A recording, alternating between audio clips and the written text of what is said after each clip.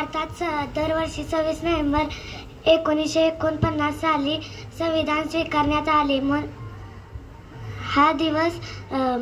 हा दिवस संविधान दिन म्हणून साजरा केला जातो.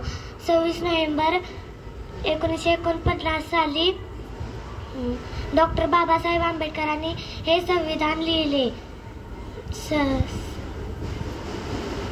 संविधान तयार करण्यासाठी 2 वर्ष 11 महिने आणि 18 दिवसांचा कालावधी लागला.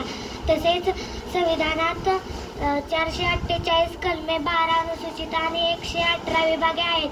डॉक्टर बाबासाहेब आंबेडकर हे आपल्या भारतीय संविधानाचे शिल्पकार आहेत.